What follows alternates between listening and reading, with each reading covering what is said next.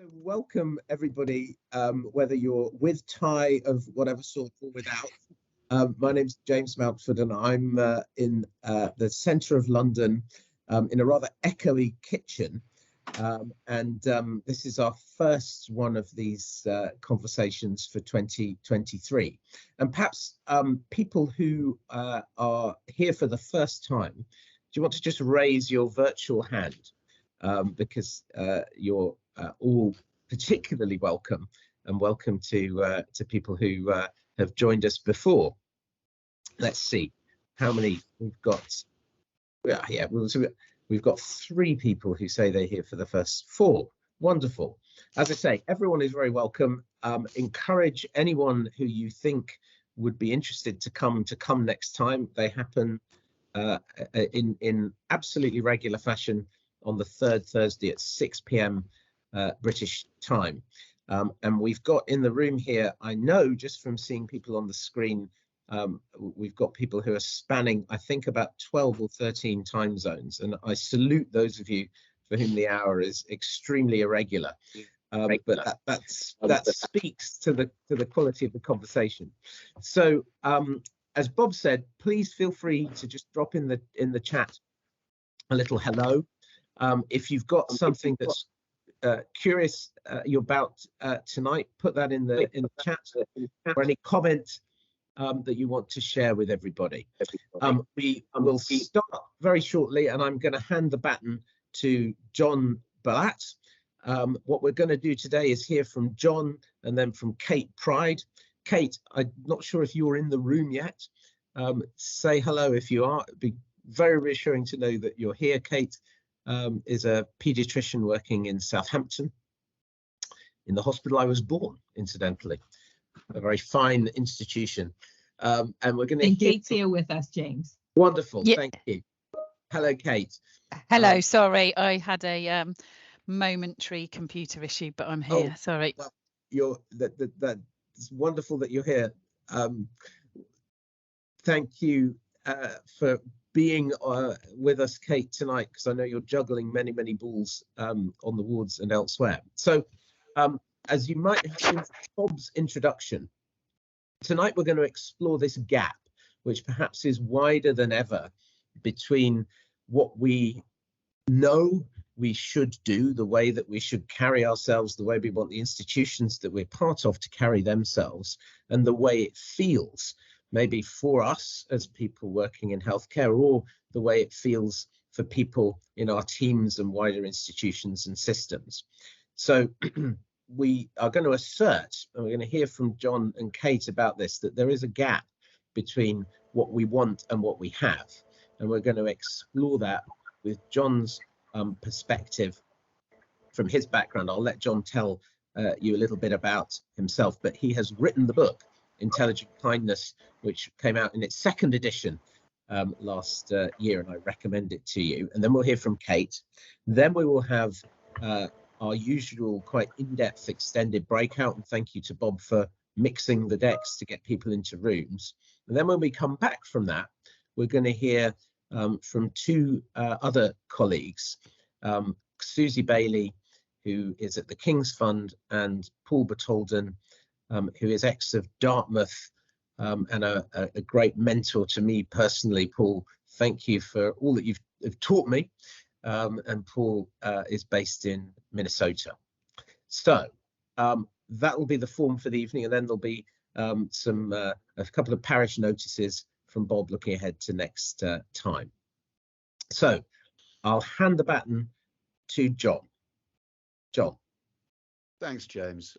I think given the amount of time available, I won't bore people with who I am, but I've worked across health and social care for about 40 years and written a bit and lectured a bit, and nowadays I support individuals, teams and systems in health and social care. And I'm going to apologise for not having any PowerPoint to drive you all back to sleep, those of you in the different time zones. And I'm also going to apologise for reading what I have to say, because I could go on for days and I've only got 7.5 minutes, I understand. So that's how I'm going to do it. So here we go. I guess what I want to start with is recognizing that even without the kind of vision so many of us in this conversation seek to make real, in today's health services, it's always hard to deliver everything we would wish to consistently for the system as a whole and for its staff. The consequences can range from mild to more rarely either fatal for people in need of care. And staff experience uncomfortable gaps between what we aspire to, what our kinship with each other and those we care for inspires, what our professional skills, ethics, knowledge tell us is right, and what and how we're actually able to deliver in the real world. To varying extents, we live with some kind of gap every day. It can arouse anxiety, rage, guilt, shame, despair, cynicism or resignation, or a mixture of all those feelings. When the gap is very wide, these feelings can escalate to what is now recognized as moral injury, when these experiences affect our personal well-being profoundly, or we feel that we're absolutely at odds with what is right. We may become depressed, hostile, very fragile, even self-destructive. In the current circumstances facing the UK's health service, most staff are on the edge of such overwhelming despair. These feelings, from the everyday to the extreme, are hard to manage, and they can also generate denial, blame, and conflict between people.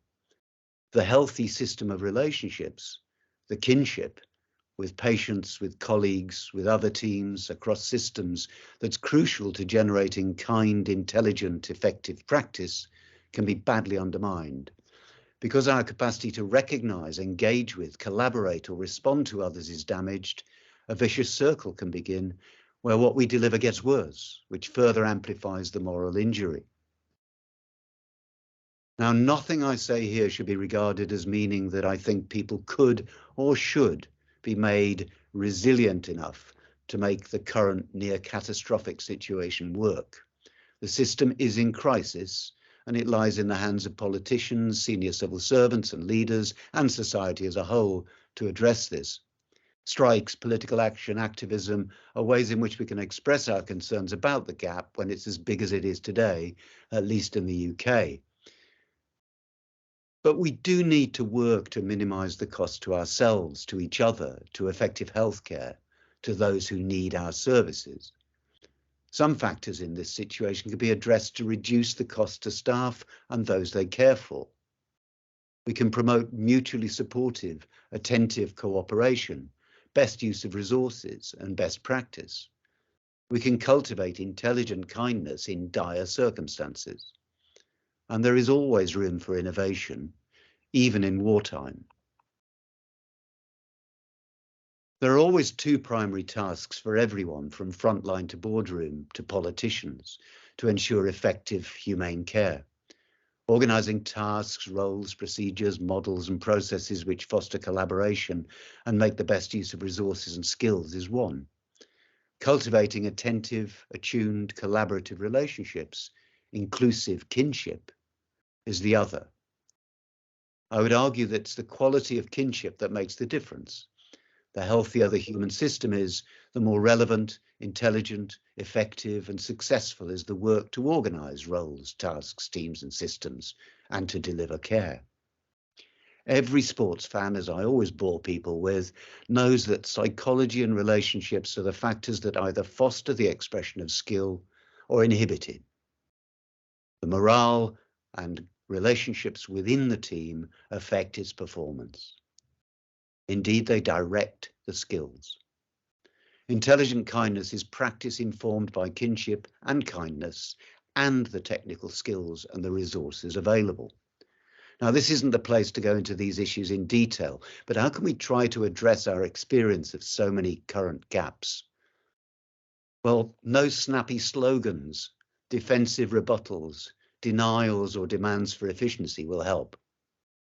Individuals and teams at all levels need to be able to acknowledge the gaps and their effects on practice and relationships, on personal and collective psychological well-being. Only by starting where we are do we have a hope of looking after ourselves and each other. Only by building honest, mutually aware kinship in the face of shortcomings and stress can we protect and promote kindness in our actions. And these things can, in turn, generate the realistic thinking, the imagination and creativity that might just reduce the gap by modifying practice, introducing new models, removing obstacles, etc. Leaders at all levels, as well as being able to acknowledge and manage gaps for themselves, need to make connections with each other and all levels of staff. They need to promote conversation and dialogue about lived reality, to listen, crucially to hold their nerve and stay open to what they hear and turn their attention to addressing it. There are always anxieties about whether there's time for such conversation, but the truth is that systems without it become less and less effective and efficient. And we're not talking here about away days or expensive time and money consuming things. We're talking about building time for reflection and exchange on lived experience and for surfacing ideas for improvement. And we can build that into individual supervision, into team meetings, into interdepartmental, intra and inter-professional exchange, etc. And it's possible, it's urgent. There are two likely outcomes for such dialogue. First, there is the chance that people will be able better to look after themselves and each other, to build mutual understanding, solidarity, and kinship. And second, if everyone, leaders especially, apply themselves to what emerges, procedures, models, and practice can be improved. And who knows, the toxic effects of over-expectation, over-industrialization and mechanicalization of practice, commodification, of excessive bureaucracy and mistrustful scrutiny might be better managed. Who knows, they might be lessened. Space might be made for us to make the best of ourselves, our skills and resources, in the service of those we care for in such difficult times. And that's me. So I think John, I'm now handing over to Kate. Thank you very much. There's so much I was scribbling away as you talked there, but healthy kinship and thinking about the origin of these terms and what they really mean beyond the words in terms of the behaviours and the way that they're demonstrated. That's something we will come back to in our groups, I'm sure. John, thank you. And thank you for being so clear and succinct without slides. I'm going to turn to Kate now. Kate, the floor's yours. Just introduce yourself if you were to say hello to everyone. Sure. Thanks so much, James. And so evening, everybody. Lovely to be here, as it always is. When I'm sure, like many of you, working mums trying to manage whether it's before the working day, end of the working day, middle of the working day. But I've made it. And James, I feel a bit of an imposter, as I'm sure many of us do, because, you know, why was I asked to talk about that gap? I think anybody on the call could have been asked to talk about the gap. So I'm Kate. I'm a consultant paediatrician. Who am I? A paediatrician for most of my week in Southampton, but I also have a role as the clinical director for improvement and clinical effectiveness in the trust, and that's probably where a lot of my more thinking and strategic bit. And so James just asked me to talk a little bit about kind of that gap in practice. And I too haven't done any PowerPoint slides, and I've just done a little bit of thinking on my commute a couple of times this week, really. And I suppose what I have been thinking really is actually all the time, and particularly in my leadership role, really thinking about that culture we're setting, and we'll all be familiar with, you know, Drucker's culture eat strategy for breakfast, and it doesn't matter what it is, but actually it's that culture we're creating, and how we are creating a culture for us in Southampton about authentic kindness. And I think the authentic bit is also really, really important to me.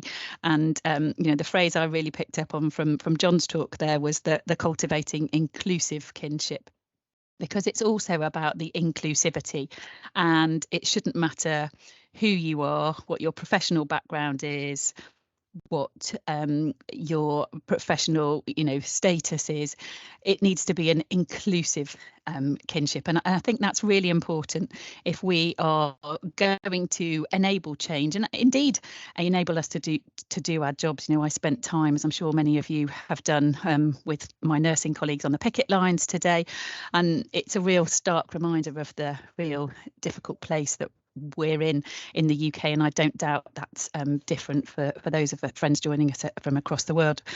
And for me, I talk a lot with leaders in the organisation about the importance of walking the walk and not just talking the talk. And I think it's really easy for us to do some talking the talk, but not always walk the walk. And how do we close that gap? And how do we close that gap at that kind of senior leader board level? But actually, what does that look like in the workplace, in the environment, in the clinic room, in the operating theatre? And I thought I'd just reflect on a couple of examples before perhaps James just asked me to talk about a couple of things that we're doing in Southampton. And as always, this is always, for me, these hours are about hearing what other people are doing. And I don't think we've got any kind of golden bullets at all, but there's a few things that we're doing that might spark, and I'd love to hear through the breakout rooms, perhaps building on some of that. So today's strikes are, a prime example. Actually, there's been some really difficult decisions had to be made in organisations about what work is going to carry on and what work isn't going to be done, because actually we need to look after our patients today. However, actually, if work carried on as normal, we're not respecting our nursing colleagues and that need that actually we've got to put ourselves in a better place for the future. And actually, we need to think about the impact of the decisions we're making. And there's been some really challenging conversations in our organisation and not always done with kindness. And that is a really hard place to be. And how do we call out that kindness? And I think that for me, that's something we've started to talk a little bit of, and I hope we're going to perhaps in this group talk a bit more maybe later on this year, but calling out unkind behaviours, and particularly how do you do that as a senior leader? And I have lots of conversations on the stairs. You always bump into people. Chatting with a consultant colleague from a very different speciality the other week. They painted such a different picture of our organisation to me, and the way that they were being treated and how they felt valued. And for me, this kinship and kindness and value really comes together. And they clearly weren't being valued, and I haven't yet met up with them for the coffee that we promised each other to explore that a bit more, because actually, how does that conversation and that rhetoric that's going on in a department where they believe something's being done in an unkind way, they're not being valued, they're not being listened to, but how do we change that? And how do we change the conversation on the ground when actually at a kind of middle or even senior level there probably is some very different conversations going on? So within Southampton, some of the things we've been doing, actually, it's really important as soon as you're joining an organisation, actually, that culture that you're joining is introduced, I believe. And actually, a really firm part of that is our induction and ensuring that actually our culture of kindness, and our chief nurse is the epitome of kindness, and she does part of the introduction, and we also introduction and introducing people to our inclusive culture is a big part of that at Southampton. Another thing is our stop for support huddles. So I'm sure many places do huddles, but actually what we recognised, particularly during COVID, was that actually one of the biggest challenges for our staff was that constant movement and being redeployed. And along with the need to ensure that our patients are safe, we talked about 10 minutes for tomorrow. And actually we introduced these huddles where all the clinical areas stop for 10 minutes and they ask questions about their staffing, what needs to be escalated to through our sort of escalation of site staffing huddles, then what is there around safety, but actually really thinking about what's gone well and what support do our staff need? Actually, who's feeling vulnerable?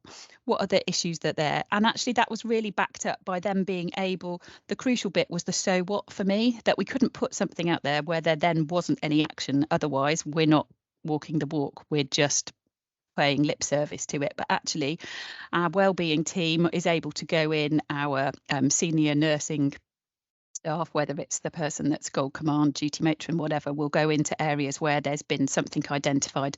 And that might be that places have really struggled because they've had an unexpected death, they've had somebody die in a corridor, whatever those things that are going on. Actually, it's about being kind and supporting our staff.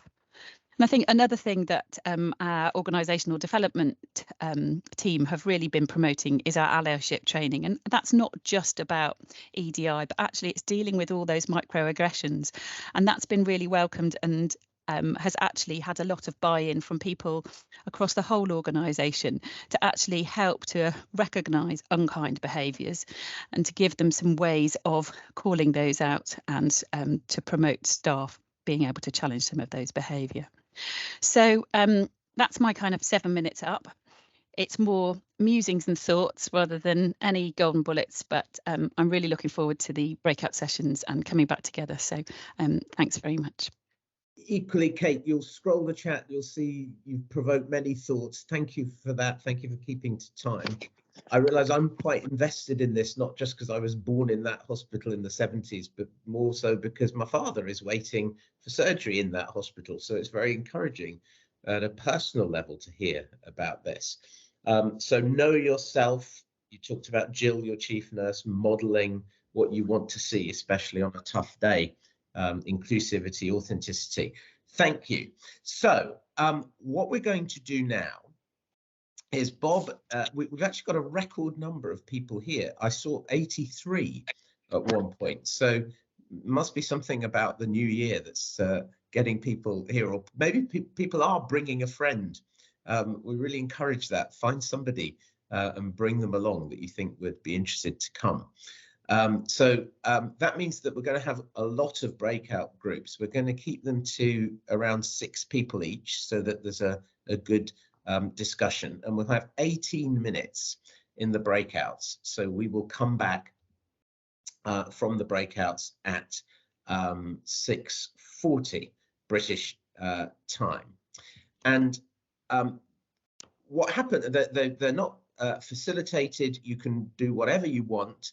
But the question we suggest is, so, seriously, talk about whatever you think is most germane, seeded by what you've heard. But one question that we would be keen for you to talk about is, as you reflect on what you've heard, what do you think the implications of this are for what we do as a group here over the year? That's a New Year's message to think about where we put our attention as a group over 2023. What we'll do when we come out of the breakouts is we'll hear from Paul, and then just stochastically around the breakouts. We're not going to report out from each group, but people who want to contribute something, we will have space for that. We had a very vibrant discussion. We talked about how it feels to be in a small institution where you perhaps have more voice, to be stepping out of a big institution and the chance to do a fellowship reflecting on this. I'm sure there were 15 such conversations going, and there's all sorts of resources popping up into the chat. Just as we head to Paul and then open the floor, to remind everybody that a little note goes round, for which thanks to our colleagues at Kaleidoscope for doing a précis, and Nikki, the wonderful Nikki Macklin, who gets up at a ridiculous hour in New Zealand to do that as well for us. So, Paul, can I call on you to give us a flavour of your breakout discussion and what you'd like to add to this to get us going in this next phase? Well, thank you. Our group opened with this observation that microaggressions and support for dealing with microaggressions and would be helpful. But then as we started to push into that, one of the observations that was helpful for one of our members was not reacting immediately. Another person said it's been helpful to actually imagine what might be driving the unwanted behavior. So it's exploring and understanding. Laura opened, I thought, a very helpful observation. And Angela opened this notion of making boundaries explicit and dealing with boundaries in a civil way, honoring the point that Amanda Ripley makes about news for the 21st century having three properties: hope, agency, and dignity. And as Laura was describing dealing with boundaries, she was talking about dealing with them in a way that embodied that hope, agency, and dignity. I was taken by this challenge of the legacies that we carry, each of us. I mean, we have this expectation that we will follow these rules or engage in these routines, or we will do things the way we do things here. And that constitutes a legacy, which sometimes constrains our ability to respond as a person. And the idea of putting legacies on a budget so that we reserve time and space for ourselves to engage as persons with each other emerged. The story that Jean Nelson at Dartmouth always loved to tell was of the Vermont woodcutter who worked so hard every day because he had a saw that was so dull, but he actually didn't have time to sharpen the saw. So he did his work in what he thought was a dutiful, responsible way. And I think that this having meaningful exchanges and working to achieve the sense that we belong, this notion that John was talking about inclusive kinship, it seems to me is also this sense that we belong, and that we belong is a way to deal with the other person as a person. This is such a rich conversation. It doesn't need more words from me. Thank you, Paul. For those of us in the UK, the woodcutter in Vermont, we might think of Pooh Bear coming down the stairs head first with Christopher Robin bumping him on each stair and thinking that must be a better way, but we can't stop to figure it out. So much hope, agency, and dignity. I'm fascinated by that, and I'm trying to think about all sorts of contexts, world and micro, in my own life that and things I've seen that either have or don't have that triad. There's some marvelous things in the chat, Paul, which you will enjoy scrolling. As you were talking, you've probably missed them. I'm particularly caught by Deborah, your point, and Shane with this question about building capacity and what it means, and your point about age, you're quoting Kant, ought implies can. I mean, let's open the floor to everyone, but Shane, Deborah, I'd be particularly interested if you want to expand on that. Yeah, I think our conversation started from a should we be expecting kindness to improve by calling it out, and when it's not there, or the opposite of it is there, or should it start with self? And actually, I was reflecting on some of the work that I facilitate in practice development, which is aimed at creating person-centred cultures. So it's Brenda McCormack and Tanya McCance's person-centred practice framework that I tend to use within that work. And when we're using process evaluation in teams, so Michael West's work around reflexivity as a real team phenomenon that makes a successful team is stopping and pausing to understand in the moment, are we living out our values here that we've agreed to? And actually starting with self and helping people to take the time in the moment. Just like Paul Ballatt was saying, it is possible to do it in those spaces and places. You don't need an away day. Is, you know, how easy or difficult was it for you in this meeting, this one-to-one, this appraisal, this team meeting, whatever it is, to hold on to your values and live them out, because we're fallible humans. And when we do that with kindness, enable people to have those micro reflection points in time, then the responsibility for becoming increasingly kind to self and others becomes an easier path and a collective path, rather than starting with calling it out when we don't see it. So we kind of started from that place, and then we had some lovely leaders in this space talking about, you know, role modeling that, going to the A&E when it's not your department, but you can see that they're up to their neck, and offering that support and telling your juniors that's what you're off to do, and then they follow. So we had some wonderful conversations. I hope that helps expand on it. Thank you. Yes, I guess I'm seeing the appraisal conversation as, you know, now you should be kind. Thank you. And there's a lovely typo from Jill, which she herself has corrected in the chat. What about Shane? Are you there to maybe just link? I'm here. I'm walking my dog. Which is well, we can hear you crystal clear. It's wonderful how many people are actually joining in motion. I think that's a good sign. It's an act. That's my act of self-kindness. I mean, just very briefly, as to echo saying, I guess my entry point to all this when I joined the General Medical Council, and was really shocked by how many instances that I saw coming to General Medical Council of doctors getting into difficulty through one of two lenses. One, a lack of kindness to themselves, leading them to various forms of addiction, burnout, you know, leading to poor decision making, or unkindness to others. And actually, you know, then really getting into understanding that I think we're slightly embarrassed to start with the idea of human vulnerability, and that when the chips are down and when we're in high pressure, high risk situations, that kindness is a habit, and it's a practice, and it is a skill.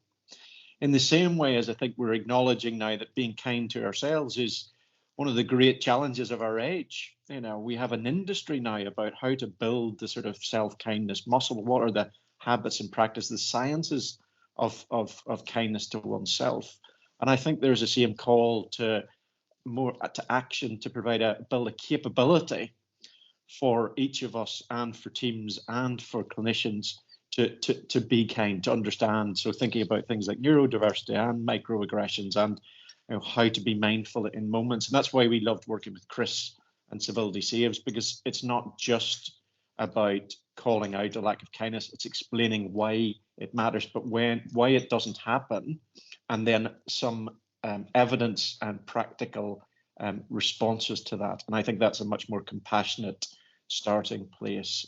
This is about building capacity, but also capability, and being okay that's a need. Thank you very much, Shane, and also to your dog for allowing the splitting of attention. My eye has been caught, Hester and Sheila, your comment about essentially the high ups in the system, and I think you're from one of the UK systems, I think it's England, about government CEOs, regulators. There's a good link to next month's session, by the way, and these unkind decisions. And I mean, I'd be interested in your view, Sheila, Hester, or anyone else, on, is it that they see the world differently and care about other things, or are they just behaving as befits the seat that they're in? What can we try and unpick that a bit? I mean, the basic proposition is you get less kind the higher up you get, I think. Sanjeev. You're quite high up. You're a dean of a medical school. I don't think it's that people high up get less kind. They get treated less kindly, is my experience. And so Right. I think it's about I've seen very senior leaders being bullied and treated very unkindly, to the extent that they have nothing left to give other than try and do what they've been told to do. And that cascading that set of behaviors cascades its way through the organization. So they end up doing what they've just experienced themselves. Mm-hmm. And the real challenge, I think, is about we've lost the ability to be kind even when things are really difficult. That skill has disappeared. But I think senior leaders actually find themselves in very difficult positions, often very bullied themselves, and treated with virtually no kindness whatsoever. You know, the average CEO lifespan is about 2.5 years. It's a pretty unkind place to be, I think. Well, we should add that is, I think, a peculiarly British phenomenon. But take your point completely. We're getting to that point where I get very nervous about the ship coming home. Lots of hands are going up. I'm going to say that we'll go to Sheila, Hester, and Lucy, and then to John, and then Bob will wrap us up. So can I ask for helpful brevity from everyone? Sheila, you first. I'll try to be brief, but this is such a passionate topic for me. I think we could spend a whole session on it for sure. And I am in the US, not in the UK, so it was an interesting conversation because we share some of the same perspectives. And I empathize with the senior leaders as well. I'm a recovering one of those, being bullied. And what my premise is that there are a lot of people who are external to our health systems who are trying to do the right thing. In our case, I would name the Medicare and Medicaid administrators, the CDC, name the accreditation body, the Joint Commission, all things that may or may not be replicated in other countries. But those decision makers are making decisions that they don't even know are going to have unkind implications. First for the CEOs, and then the trickle down, of course, is to all of us on this call. People who are trying to instill kindness and person-centered care and careful care and whatever language you're trying to bring to bear. We are all being thwarted by external actors who don't know better.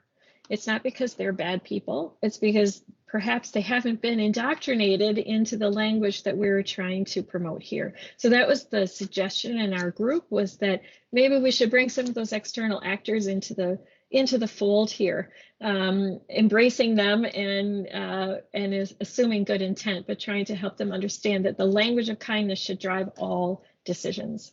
That was one of our ideas. And then the other one, really quickly, on what Hester was referring, is we were talking about, can you measure for kindness or have a checklist for kindness? And we worry that devolves then into just another checklist, and it kind of gets away from the spirit of it. But the notion that perhaps turn the tables a little bit, and it's the patients and the clinicians who rate the system or the external actors on whether or not they're actually creating an environment for kindness. Thank you. Thank you, Sheila. Let's go to Hester, then Lucy and John. Thanks. Yeah. So following on from that, we've put a huge amount of effort and work and thought processes into really threading inequalities through everything we're now starting to do, all of this, and that's been driven predominantly by COVID. And actually, is it time to go on the back of that and look at the moral injury and the challenges that are happening with our staff, and to try and thread kindness through in the same way? I don't know how we do it, but it almost needs to be on every agenda in every space, because then we'll think about it. Otherwise, you just assume, and assuming never gets you anywhere. Thanks, Hes. Love that idea. Lucy. In our group, we talked about kind of different professions, different levels of seniority, and how that, perhaps different approaches or not different approaches actually, and emphasizing that we're all human. And maybe it's a topic for another meeting, perhaps something about, you know, going right back to that bit earlier in the chat about lots of paediatricians in this group. Why is that? There might be something about, you know, looking at our points of difference and points of similarity, both in this group and how we want to spread. Thanks, Lucy. What a good link back to John, who talked about healthy kinship and humankind. So, John, let's go to you. Just a couple of observations. I hate to say this about the idea of bringing certain people in from the political and other worlds into this workshop, but I have never recovered from being told by a very, very, very senior director in what was then NHS England that Jeremy Hunt had instructed him to read the book. Jeremy Hunt had said it was a good idea. It did not affect anything. He was left at sea with it. So if we are going to engage people who require or would benefit from engagement with these ideas, I would think very carefully about how to do so, which means actually trapping people around the coffee table and actually having a conversation rather than asking them to tick the box of the word kindness. Thank you, John. That feels like it brings us full circle on that topic. Thank you, everybody. Look, we've ranged broadly. We've got lots of resources in the chat. We've got David Haslam's book on side effects. We've got a podcast and a paper by Dominique Allwood and many other things which will come around in the write-up. We've trailed at least two things that we might do. We might talk about patients and their role in this. Should we move away from induction to something else? So, Bob, on the 16th of February, we reconvene again with Astrid and Victoria. Tell us what we'll be doing, and then we'll wrap up. Perfect. Thanks so much, James. Well, listen, let me start with that and a couple of other little bits. So with great thanks to two wonderful fellows, we have these really good fellowships in lots of healthcare systems. We're very lucky in the UK at the moment in that a number of schemes to sponsor particularly clinical professionals, but not exclusively, to have some time out to go and do things. Through conversations around kindness, I've managed to connect with two wonderful fellows one called Astrid, who's working in Wales and doing work with the GMC, the General Medical Council that regulates our doctors, and Victoria, who works with the Care Quality Commission.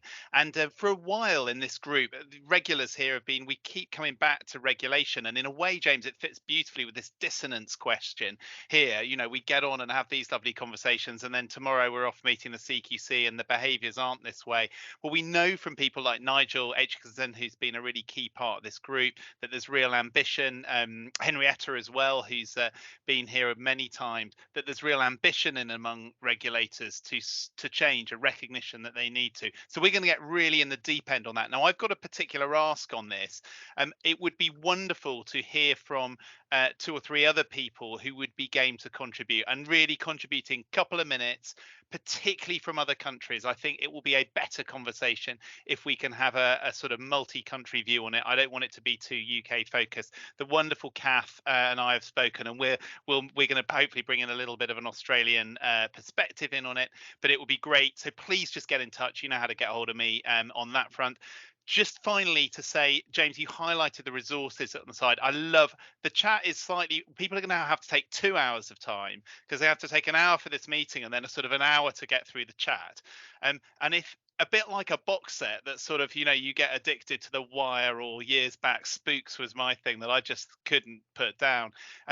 I put the link in to the website, and it's a basic website, but the wonderful team at Kaleidoscope and Nikki Mackie put so much effort into summarizing. If you go and have a look at the link and scroll down, there's 6 or 7 since we started doing it in the summer of the recordings up there. There's a whole load of resources. So please get in, please share them. And if anyone else wants to get involved, just get them to get in touch with me and I can hook them in. Final thanks, James. Wonderful choreography as ever. Suzie Bailey in the background to say us a name check has got involved and has been incredibly busy today. But wonderful to hear from Kate, John and Paul and all of you. Record numbers tonight, 80 or so people. Just great to be here with you. James, back to you to say a final bye. Sorry, we're 2 minutes over. Have a good rest of day. Thanks, everyone.